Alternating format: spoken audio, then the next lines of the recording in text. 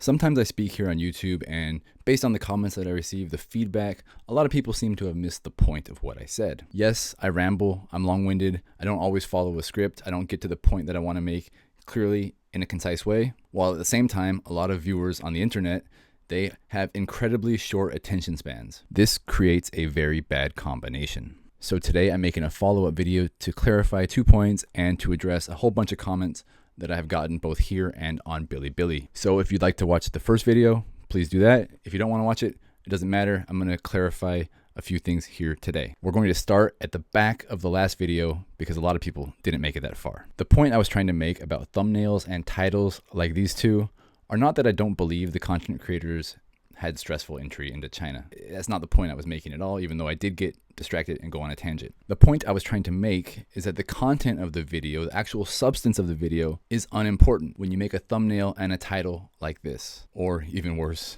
like this one. Or yes, even my thumbnail in the last video. The point that I was trying to make is that if you are trying to have content that dispels myths about China or exposes truths about China, or is that your opinion of China is actually, oh, China is actually really good, it's not so scary. You can still use clickbait, I know that's the name of the game, but don't make a title or a thumbnail that gives the audience the impression that China is some horrible dystopian place that you should be afraid of. If all you really want is attention, all you really want is clicks, and by proxy you want money, doesn't really matter what your message is, make the thumbnail you want to make and get the clicks that you want to get. But if you actually are thinking that, like, as a YouTuber, for some reason you think that you are saving the world or you are dispelling myths or you are bringing people together, in my opinion it would be better if you made thumbnails and titles that reflected that. Because obviously on my previous video, I made a horrible thumbnail that basically aped or copied thumbnails that all of these other influencers have been creating. It was very, very clearly AI generated. It very, very clearly used the titles and the style of the other creators. It was obviously satire. And yet a lot of people don't watch the video. And that was the point I was trying to make. They didn't get it. They didn't watch it.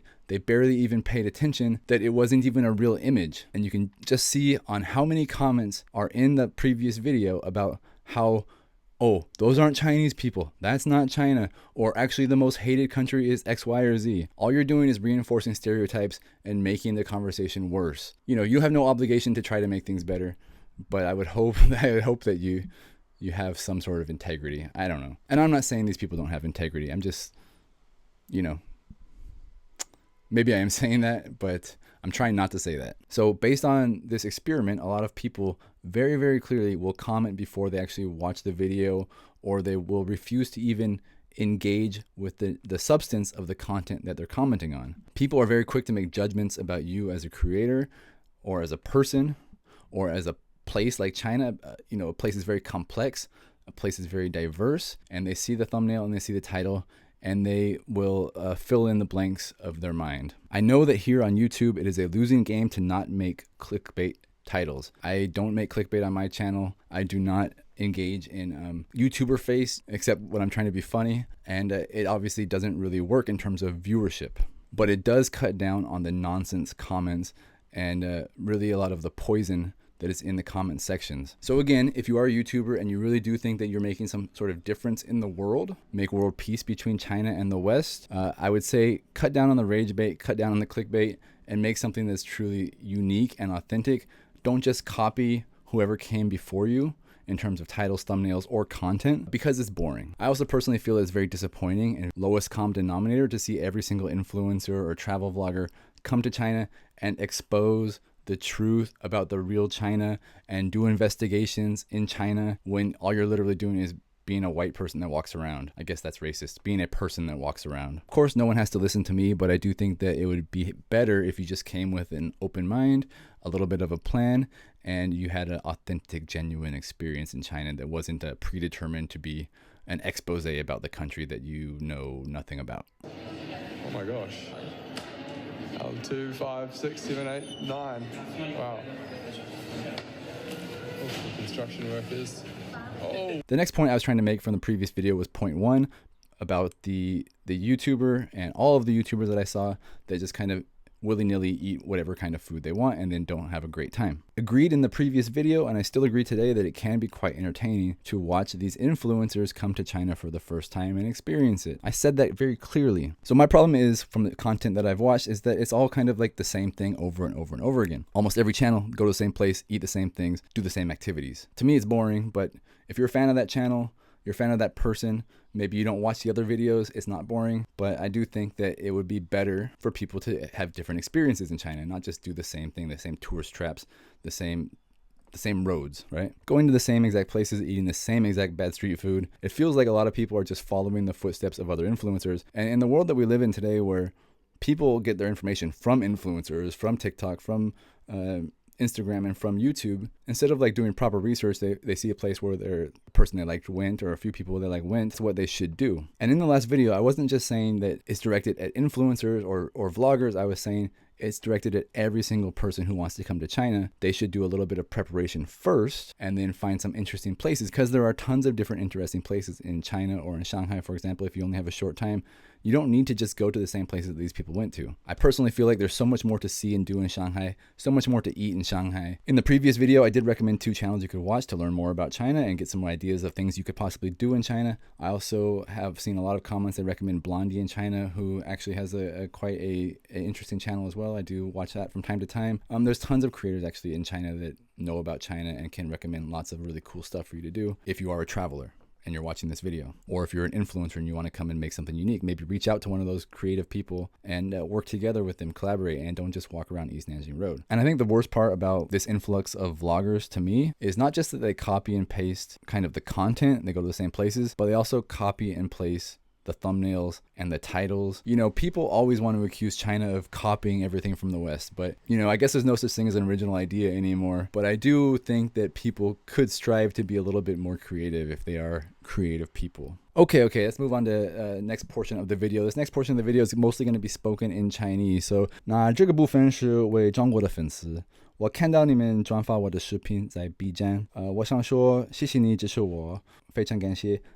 我也有自己 B 站的账号，但是我很少发，因为我太懒了，我不要发字幕，不好意思。So 你可以关注我，我以后也可以发，但是其他的人也已经转发我的东西，没有问题。你们留了一些评论，我要回答一下。很多人说我带了疯狂叠加，就是 this means like I wear a lot of armor in my last video, protect myself, and also I guess protect other vloggers as well. I don't want people to bully other people. 所以我想说肯定必须的，因为我觉得其他的 up 主，比如说那个印尼小姑娘、印尼女孩子，我觉得她也很勇敢。来中国，她什么都不知道，她是亚洲的脸，也不知道中国是什么样的，所以她也很勇敢，也自己发她的内容在网上。我们都有自己的生活经验，对不对？比如说我在中国12年了，他在中国一段时间，所以我肯定了解一点点，他可能了解比较少，对吧？没办法，我们可以帮助他，不要欺负他。下一个，有一些人喜欢我的 T 恤，你们猜对的是早日退休。你也可以买，我在淘宝买的，你也可以买，你也可以早点退休，没有问题，你加油赚钱。OK， 下一个，有一些人喜欢我的狗狗，它很棒，很可爱，很搞笑，你们没错，谢谢大家爱上它。外国也有旅游团队，在中国外国人有，但是年轻人不喜欢，就是老头喜欢的，所以不是很多年轻人要来中国旅游，跟一个团队是自己过来玩。如果你是 if you're a foreigner and you do want to come to China and travel and you want a guide, I guess you can hit me up on YouTube and pay me. I'll take you around, no problem.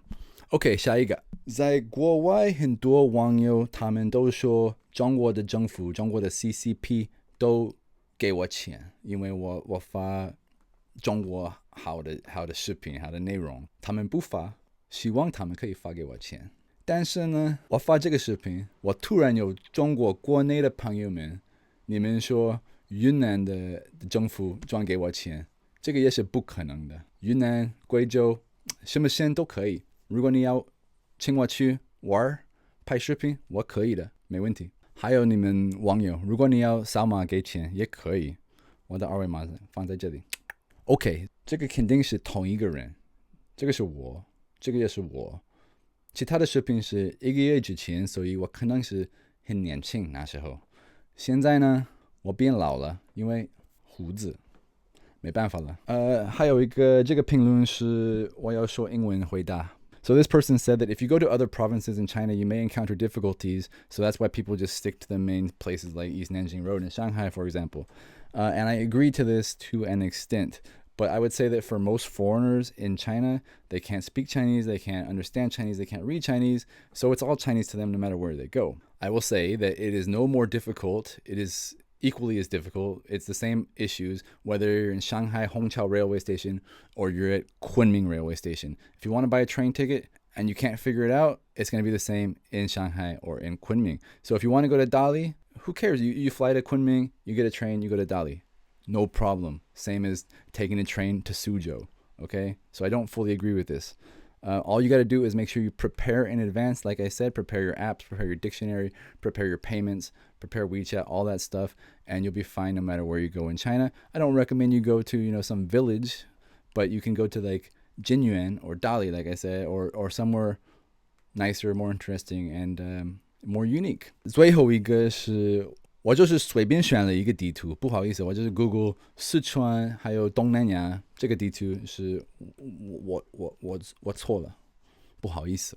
我也想说我很喜欢冰激凌，我很喜欢冰淇淋，